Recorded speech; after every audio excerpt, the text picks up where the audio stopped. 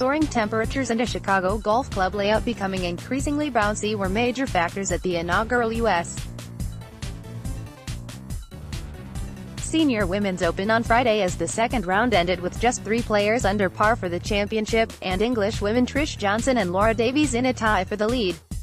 On a day when Big Mama JoAnne Carner failed to make the cut after impressively shooting her age with a 79 in the opening round, Johnson and Davies both carded 2 under 71s to finish level at 4 under 142 after 36 holes. Julie Inkster, helped by a sizzling run of 3 straight birdies to reach the turn, was alone in third at 1 under after returning a 72 with Daniela Macapane a further stroke back at level par, after a 71. Johnson, winner of last year's inaugural senior LPGA championship, briefly got to 5 under before running up a 3-putt bogey on her final hole, the par 4 ninth, but that was her only blemish after the turn in tricky scoring conditions. "My back nine was very good," said Johnson, who has competed in only 3 other tournaments this year, 2 on the Ladies European Tour and 1 on the Legends Tour. "I hit some good shots, apart from the bogey at 9, but it was a long first putt there, probably the best part of 60 feet. It was the drive more than anything else that cost me. It was a poor drive. I hit a good second shot but just got a huge bounce." The highlight of Johnson's round was an eagle at the par 5 fourth where she struck a 5-wood from 190 yards to 10 feet and drained the putt. "That was a good shot, probably the best shot of the day because that green is wicked," she smiled. "I hit it absolutely perfectly, just pitched into the bank and up to about 10 feet and I rolled it in, so that was a bonus. But it's still only 2 days, and there's a long way to go. Did I expect to be about 4 under? Yeah? Before it got this bouncy, I would have thought it would be more, but now that it's this bouncy, I'm quite happy with 4 under to be honest. Position-wise, I don't know. Of course everybody is trying to win. I'd rather be in first position than not, every day, because I'd rather end up in first position, so I'd rather start in first position. It's got to be easier." Long-hitting Davies, the 1987 U.S. Women's Open champion, rebounded from a double bogey on her second hole, the par 4 11th, and rattled up 4 birdies in her last 11 holes to join Johnson in a 2-way tie at the top. "I'm very pleased," said Davies. "I had a bit of a rude awakening on 11. Hit it just through the back of the green and didn't hit a particularly poor chip and then 3-putted for a double, so that was a nasty start. But I came back really well. I had 1 other bogey out there, but overall played really solid. Putted really well. Holed out really well today. It's so hard to get the putts dead to the hole here, and I made most of the ones coming back, which was nice." The starting a field of 120 players was whittled down to the top 50 in ties, and among the notables making the cut were former U.S. Women's Open champions Amy Alcott 1980, Pat Bradley 1981, Jane Geddes 1986, Betsy King 1989, 1990, and Hollis Stacy 1977, 1978, 1984. Bradley, at the age of 67, was thrilled to advance to the weekend. "This week has been wonderful," said Bradley, a member of the LPGA and World Golf Halls of Fame. "But I've got to keep grinding. I'm not doing any ceremonial walk. I'm going to go out tomorrow and I'm going to work hard and try to stay as close to par as I can. The golf course is difficult. The greens are difficult.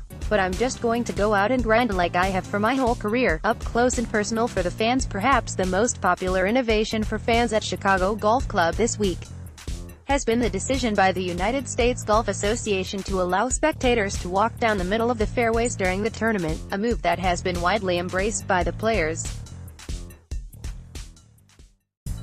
While the tees and greens have all been roped off as is customary, the fans are free to roam the fairways, as long as they keep a respectable distance from the players while they are preparing to hit their next shots.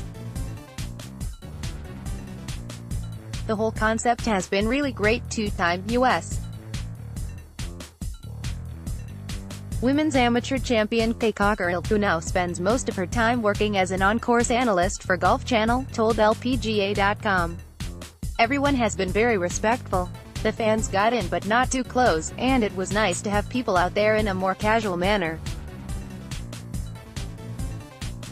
My family, they were following me up to a tee and there was a par 5 going the opposite way and I had to yell to my brother and say, "No, go that way." They were just following us up to the tee thinking they would come up close to where we're teeing off, but we were actually going back in the opposite direction.